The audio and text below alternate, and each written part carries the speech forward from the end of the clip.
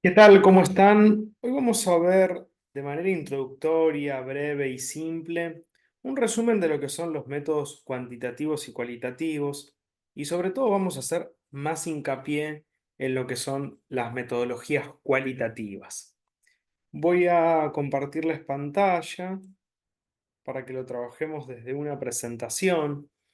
Bueno, como les avisaba y como les comenté, va a ser algo breve, ¿sí? Va a ser algo introductorio, dado que esto es probable que lo hayan visto durante las carreras de grado, en sus materias, bueno, en el posgrado seguramente también.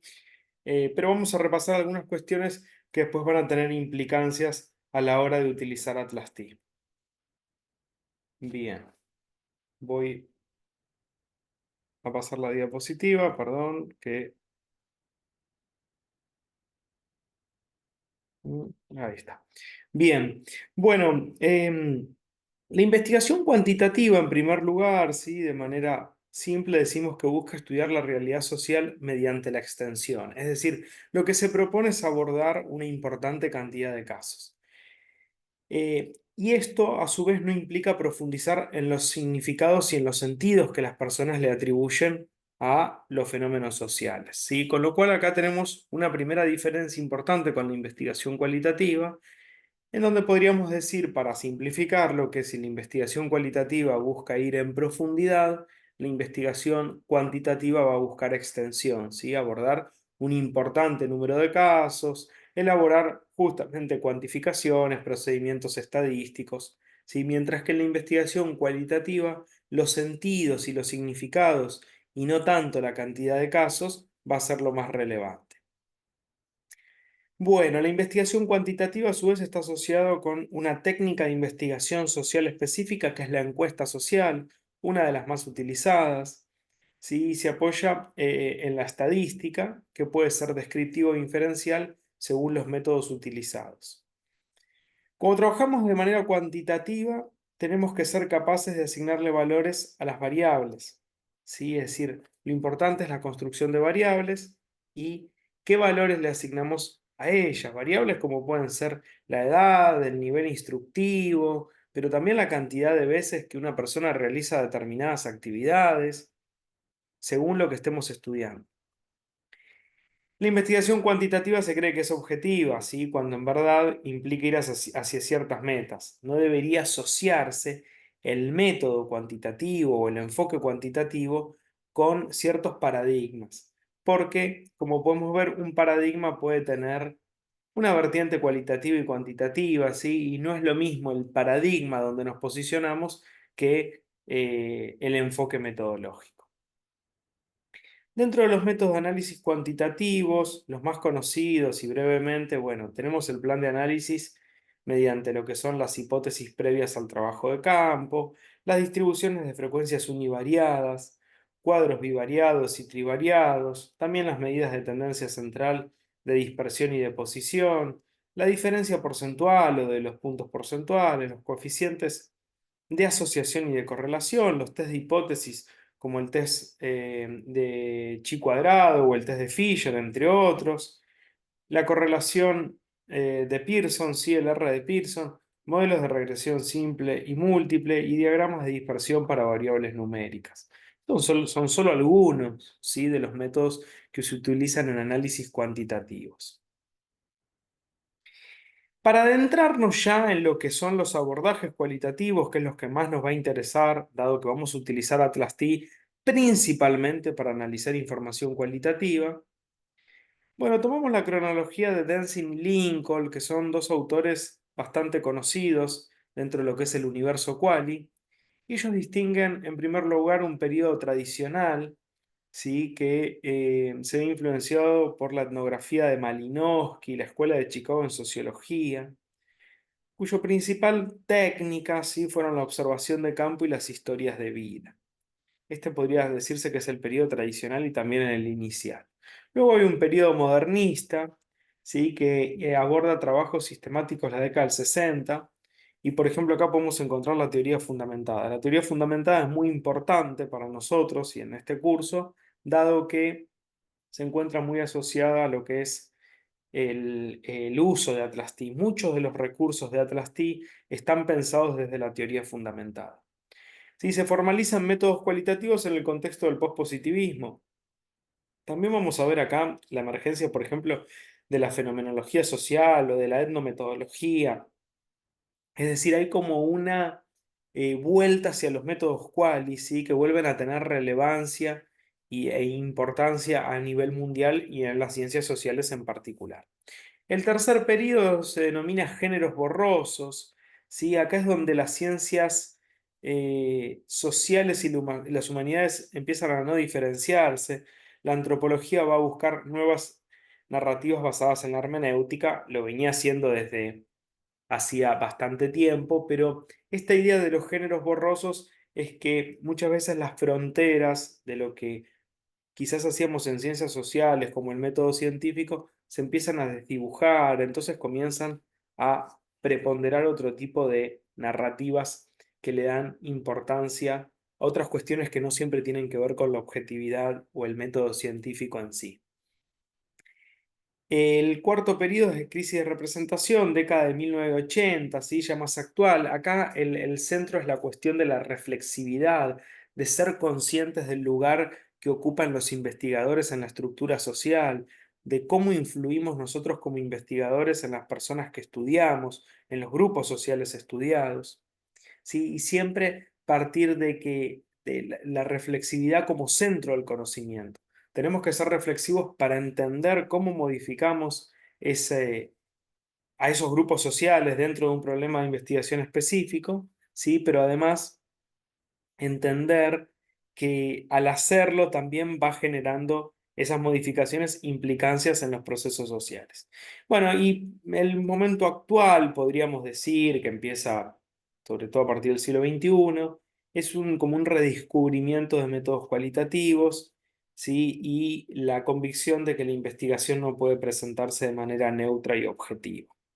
En esto, bueno, emergen métodos que ya se conocían, combinaciones de métodos, y una de las pautas de este periodo va a ser la combinación de métodos cualitativos, ¿sí? Y de técnicas. Pensar que no tenemos que usar un solo método, sino que podemos utilizar varios métodos y los podemos triangular. Bien, lo central es que los enfoques cualitativos recuperan la perspectiva del actor y los sentidos que le otorgan a sus acciones estos actores.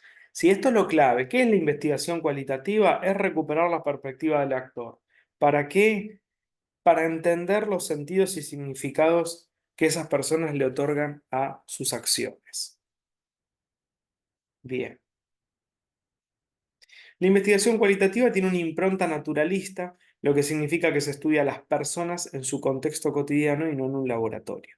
¿Sí? Acá no mencioné las investigaciones de tipo experimental, pero existe el experimento, el cuasi experimento en ciencias sociales, los análisis también multivariados que ya implican un control a posteriori, a diferencia de lo que es la lógica de laboratorio, pero la investigación cualitativa en esta cuestión de la impronta naturalista, lo que va a implicar principalmente es que va a estudiar a los fenómenos sociales en su contexto original, ¿sí? No los va a estudiar en la lógica del laboratorio o una lógica artificial construida.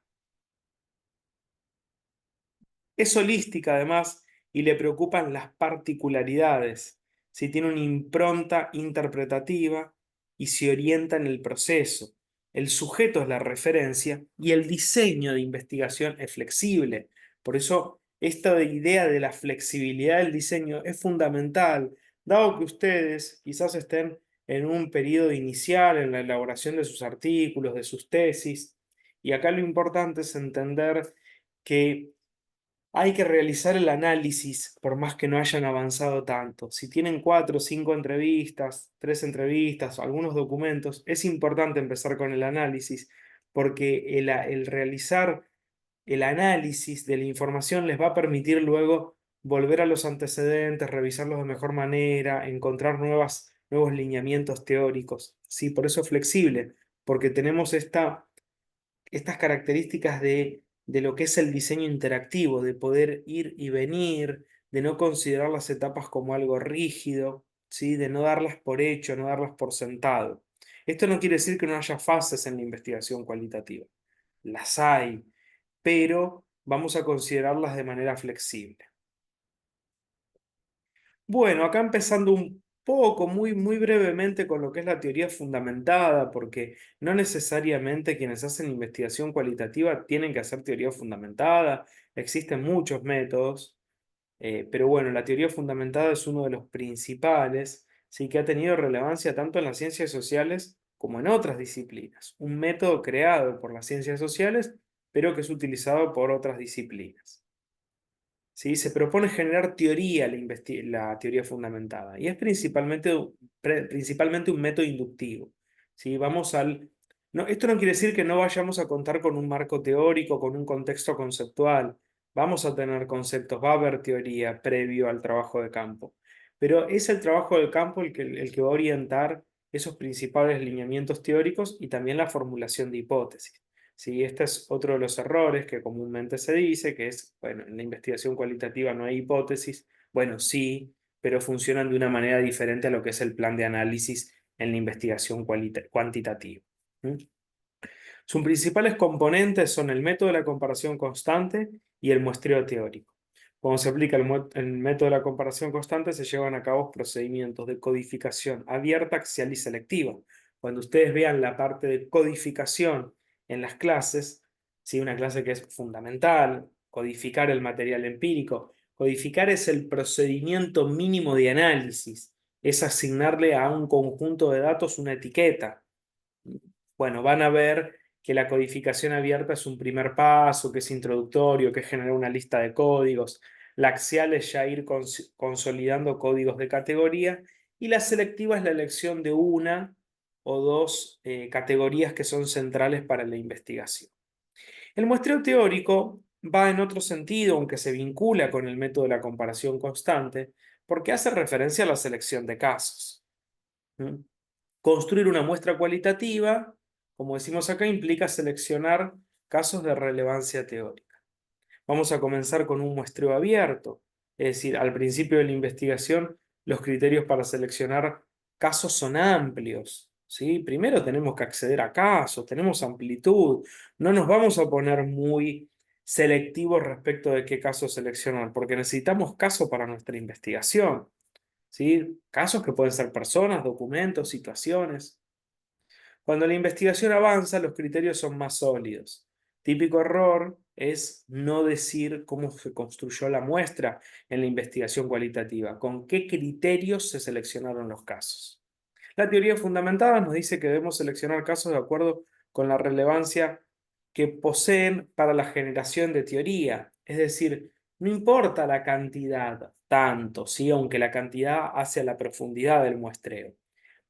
Pero no es tanto ese el punto, ¿sí? Ni tampoco las variaciones, como en otro tipo de muestreo cualitativo que se habla de las máximas variaciones, sino que es que esos casos tengan una relevancia teórica, que nos permitan desarrollar nuestras principales categorías de análisis. Recordar que es fundamental en la tesis, artículo, o ponencia, decir cómo se seleccionaron los casos, describir de manera detallada las características de la muestra, dado que esto constituye uno de los principales errores. Bueno, para continuar con el método de la comparación constante, vamos a decir que se comparan incidentes entre los diferentes grupos. Los grupos pueden ser de entrevistados, de situaciones o documentos escritos o documentos audiovisuales. En la comparación, primero se minimizan las diferencias, es decir, comparamos incidentes. Los incidentes van a ser aquellos aspectos que generan un cambio en la información, que pueden ser acontecimientos, sucesos, narraciones que hacen las personas entrevistadas, por ejemplo, y minimizamos primero las diferencias entre estos incidentes para consolidar algunas categorías. ¿Sí? Fíjense que acá digo descubrir categorías, porque hay una idea de descubrimiento en relación con esto del método inductivo. Luego se van a maximizar las diferencias, ¿sí? Para encontrar variaciones de acuerdo con las propiedades. Las propiedades son los aspectos que constituyen las categorías. ¿Sí? Por ejemplo, si mi categoría es motivos de la migración, yo voy a tener como propiedades motivos económicos, motivos políticos, motivos de identidad de género, ¿sí? Entonces, esas van a ser las propiedades que remiten a la categoría motivos de la migración. Esto es bastante simple, es categorías y propiedades. Los incidentes, los entrevistados no van a decir mi motivo fue económico, fue político, van a realizar narraciones sobre eso. Yo los tengo que identificar y los tengo que comparar. ¿Para qué? Para darme cuenta de que eso remite a motivos de la migración como categoría y va a tener diferentes propiedades. ¿Cómo puedo empezar a diseñar estas categorías? Bueno, si ustedes tienen una buena guía de pautas, una buena guía de entrevistas, van a encontrar en la guía de entrevistas que hay conceptos, que hay ejes temáticos y que por sobre todas las cosas van a tener las pistas para encontrar las categorías, porque si ustedes preguntan adecuadamente con una guía de pautas, es probable que ya ahí tengan los ejes temáticos, ¿sí? Y los ejes temáticos no son categorías en sí, es como algo más amplio, pero que nos lleva a categorías. Por ejemplo, en mi guía de pautas aparecía esto de, bueno, ¿por qué razones migraste? Bueno, esto remite a la categoría motivos de la migración, por ejemplo. ¿Mm? Bueno, esto permite que se puedan construir categorías de análisis más densas, este procedimiento, y es clave llevar a cabo procedimientos de codificación abierta, axial y selectiva, ¿m? Que son estos procedimientos de codificación que propone la teoría fundamental. Los pasos son comparar incidentes, identificar categorías, hacerlas robustas, teorizar y redactar el informe final. Claro que esto no es tan simple. Bien. De la teoría fundamentada vamos a ver luego que hay diferentes recursos que nos ofrece Atlas-T, como los memos, las redes, ¿sí? Todo esto está contemplado dentro de lo que es Atlas-T y el método. Pero también existen otros métodos que pueden emplearse mediante Atlas-T, como es la etnografía. Muy común en lo que es la etnografía social en antropología, pero también hay una línea de la sociología que ha empleado el método. La etnografía es un método de investigación que estudia grupos sociales mediante la inmersión total del investigador en las dinámicas grupales, ¿sí? En las dinámicas de ese grupo que le interesa estudiar. El método etnográfico ha sido preponderante en la antropología social desde sus orígenes, que fueron sistematizados por antropólogos como Malinowski, Brown y Gertz, entre otros. Tal método supone la descripción densa, ¿sí? Uno de los conceptos claves es la descripción densa, a partir de un yo testifical que envuelve la subjetividad del investigador, quien siendo un autor crea una narración habiendo estado presente en diversas dinámicas grupales. Por su parte, Guber, ¿sí? Roxana Guber, un libro muy interesante que se llama El salvaje metropolitano, que es un libro de etnografía, uno de los libros probablemente más citados de la metodología en ciencias sociales. Lo pueden encontrar por internet, lo pueden leer y bueno, señala que el objetivo de la etnografía consiste en la descripción e interpretación del grupo social estudiado mediante el registro de los comportamientos dotados por los actores, dotados de sentido por los actores. ¿Cómo se va a hacer este registro? Mediante un diario de campo en donde va a haber notas. Algunas notas van a ser condensadas, que son notas más breves, otras notas ya van a ser expandidas, es decir, vamos a expandir esas notas, va a haber notas de análisis e interpretación, notas teóricas, notas metodológicas, de reflexividad. Bueno, mediante el diario de campo es que se va construyendo la información. También pueden utilizarse entrevistas, encuestas, ¿sí? La etnografía es muy flexible en cuanto a las técnicas a utilizar, pero principalmente utiliza la observación. Bueno, acá les mencionaba que hay trabajos de Goffman en sociología que ha empleado también el método etnográfico. Hacer etnografía no es nada sencillo, requiere de tiempo, dedicación e inmersión total. Esto de la inmersión total a veces es cuestionado, ¿no? En el sentido de que, bueno, hasta dónde y qué es lo que implica. Pero también lo que puede realizarse es algo de trabajo etnográfico mediante técnicas que se aproximen al método. Con esto lo que quiero decir es que muchas veces uno puede hacer algunas observaciones, si hizo entrevistas o si hizo teoría fundamentada y empleó entrevistas, puede realizar algunas observaciones complementarias, el estar ahí, ¿no? Siendo parte de las dinámicas grupales, sin que esto implique el hacer etnografía, pero sí algo de trabajo etnográfico. que sería en este sentido no abordar el método en su conjunto, pero sí aproximarse a algunas dinámicas grupales empleando algunas de las técnicas que propone este método. Bueno, también vamos a tener la inducción analítica. El libro más conocido de este método es el que trata la cuestión del campesino polaco. Eh, la inducción analítica consiste en la búsqueda de explicaciones universales, y este también es uno de los mitos. La inducción analítica como método cualitativo se propone la cuestión de la generalización, podríamos decir, mediante la explicación de la universalidad, es decir, explicaciones universales del fenómeno, a partir de estudios de caso, es decir, los estudios de casos son lo que permitirían la generalización de la información. ¿Sí? Por eso digo, típico mito decir que la investigación cualitativa no se propone generalizar. Bueno, depende del método. Lo que hace la inducción analítica es, se buscan regularidades y se conforma una hipótesis de trabajo. ¿Sí? Parte de una hipótesis de trabajo. Luego se buscan casos negativos.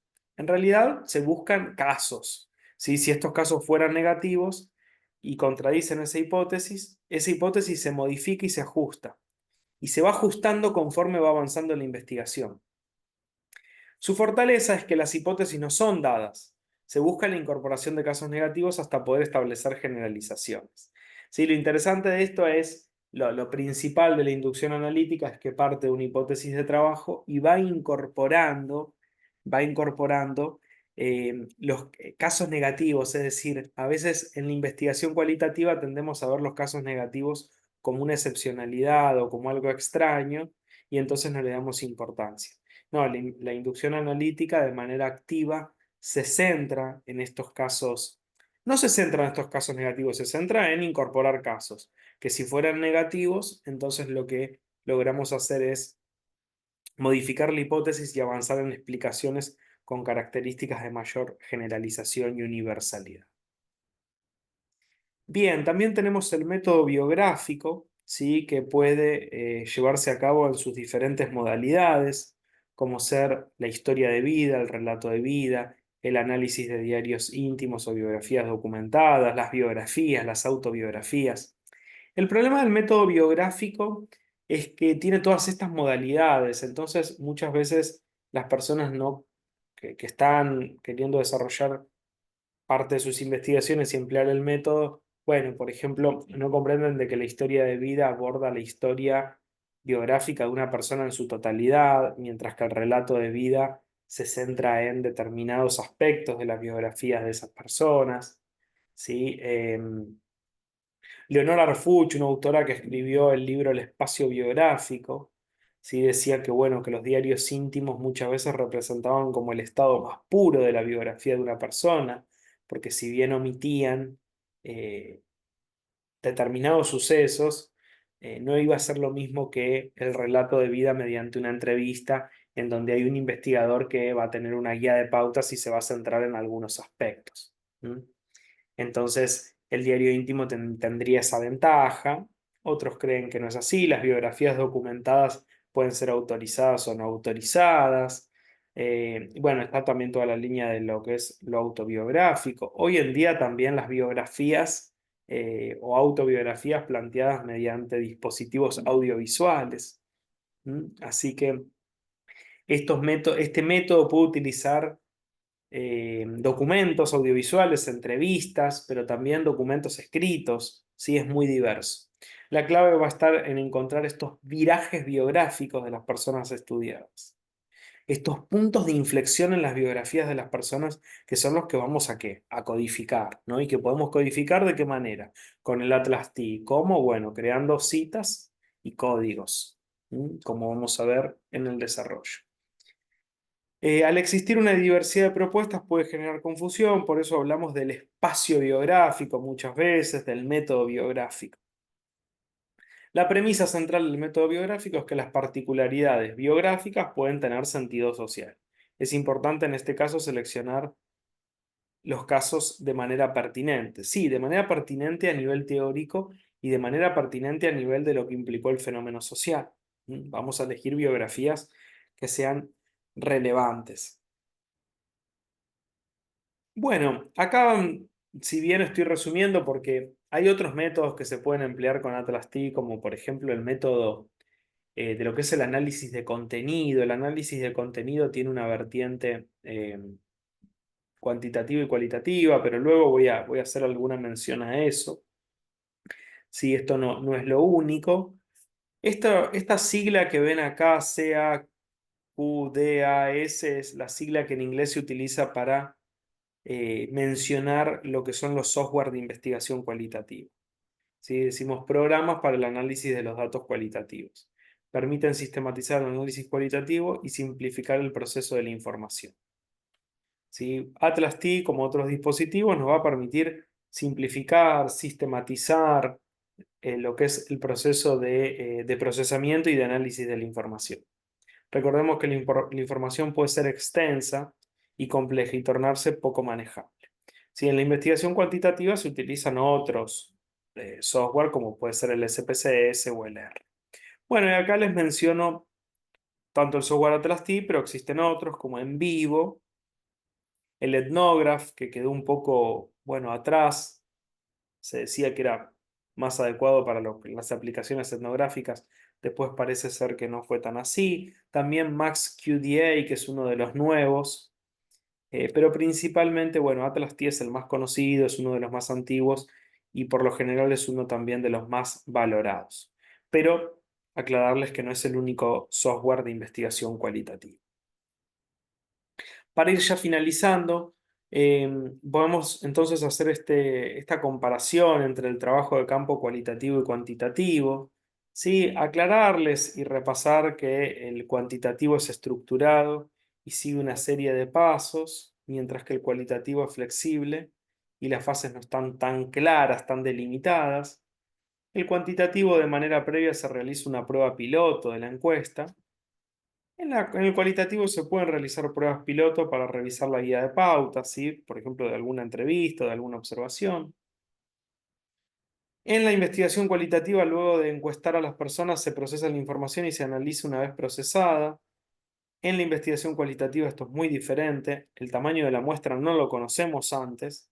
Las decisiones muestrales de procesamiento y análisis de la información están superpuestas. ¿Sí? Esto es una complejidad, para mí una de las mayores de la investigación cualitativa. Porque vos estás realizando las entrevistas, las estás desgrabando, a su vez las estás procesando en Atlas T, pero en ese procesamiento implica que también esté involucrado el análisis. Entonces, ahí hay una complejidad diferente, ¿no? En lo cuantitativo sabemos que un data entry puede procesar los datos de una matriz, después tengo el plan de análisis, voy a SPC, se armo cuadros bivariados, ¿no? O los métodos que estoy utilizando y como que las cosas están más claras. Bueno, de las diferentes tareas en la investigación cualitativa suelen hacerse cargo diferentes personas, ¿sí? En general se aborda mediante equipos, sobre todo si se aborda una importante cantidad de casos.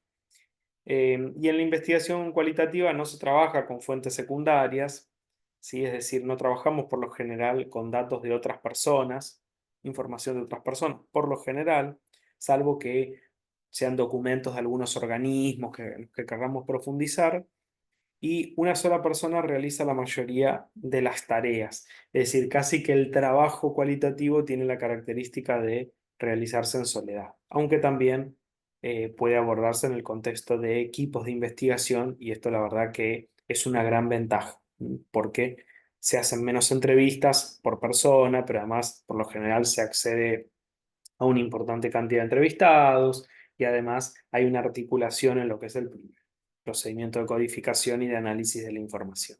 ¿Sí? Esto va a implicar también en un momento del desarrollo del curso que revisen lo que trabajamos sobre trabajo colaborativo con Atlas, pero bastante más adelante. Bueno, los métodos de investigación como conclusión son diversos y pueden complementarse. Optar por los métodos más conocidos y que se adecúen mejor, que se adecúen al problema de investigación planteado. Con esto lo que estoy diciendo es algo muy simple, que es vayamos a los métodos que conocemos, con los que venimos trabajando, pero además el mejor método es el que mejor se adecúa a nuestro problema de investigación, ¿sí? Y recuerden que pueden complementarse los métodos. No existe el método para dar cuenta de un fenómeno. Contrariamente, si existen métodos o combinación de métodos que mejor posibilitan el tratamiento de la base empírica a partir de los conceptos. Es un fragmento extraído de un libro de un artículo de Néstor Cohen y Gabriela Gómez Rojas, dos, bueno, especialistas tanto en investigación social como en metodología. ¿Sí?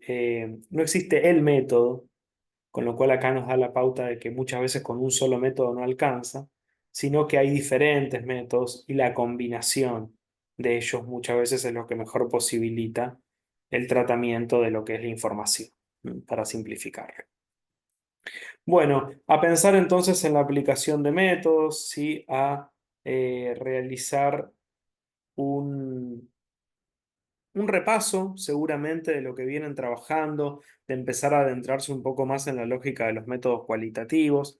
Yo por supuesto que acá no mencioné la totalidad de métodos cualitativos. Algo más voy a hablar luego en cuestiones que hacen a lo que son el uso de técnicas, ¿sí? Como puede ser también, por ejemplo, el análisis documental, el análisis de contenido.